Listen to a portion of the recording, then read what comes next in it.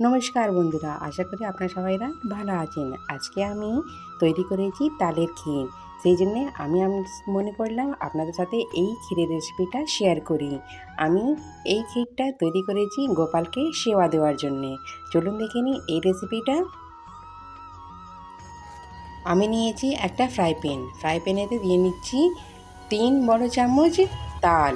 আমি তালটা আগে থেকে বার করে চেঁচে ফুটিয়ে নিয়েছিলাম একবার, আপনারাও করে নেবেন।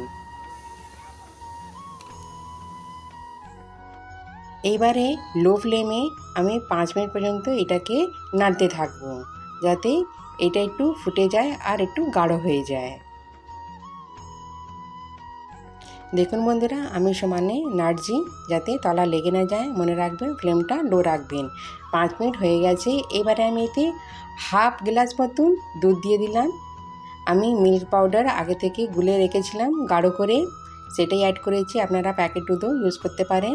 এবার ভালো করে তালের সাথে মিশিয়ে নেব। দেখুন খুব সুন্দর আমি মিশিয়ে নিয়েছি। এবার এটাকে একটু গাঢ় হতে দেব। 5 মিনিট পর্যন্ত আবার কুক করব মিডিয়াম ফ্লেমেই। বন্ধুরা দেখুন ফুটে এসেছে, আর আমি সমানে নাড়ছি যাতে তলায় লেগে না যায়। এবার এতে আমি অ্যাড করে দেব হাফ বাটি মতন নারকেল গুঁড়ো মার্কেটে পাওয়া যায়, আপনারা ফ্রেশ নারকেলও ইউজ করতে পারেন। এবারে আবার ভালো করে নেড়ে নিচ্ছি। দিয়ে দিলাম 2 চামচ মতন চিনি। আপনারা চিনি কম বেশি করতে পারেন, মিষ্টি কম বেশি যারা খেতে ভালোবাসেন সেভাবে দিয়ে দেবেন। এবার দেখুন ভালো করে আমি ফুটিয়েছি। ফোটার পরে দেখুন কীরকম গাঢ় হয়ে গেছে। ঠিক এইভাবেই আমাকে তৈরি করতে হবে।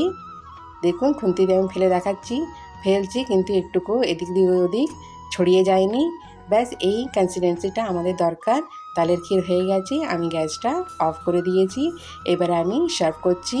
দেখুন বন্ধুরা খুব সুন্দর হয়েছে তালের ক্ষীরটা। আমার গোপালের জন্য তো একদম পারফেক্ট। আমি প্রায় এরকম করে গোপালকে সেবা দিই। আপনারাও এভাবেই গোপালকে সেবা দেবেন তালের ক্ষীর তৈরি করে। আপনারা সবাইরা ভালো থাকবেন। নমস্কার।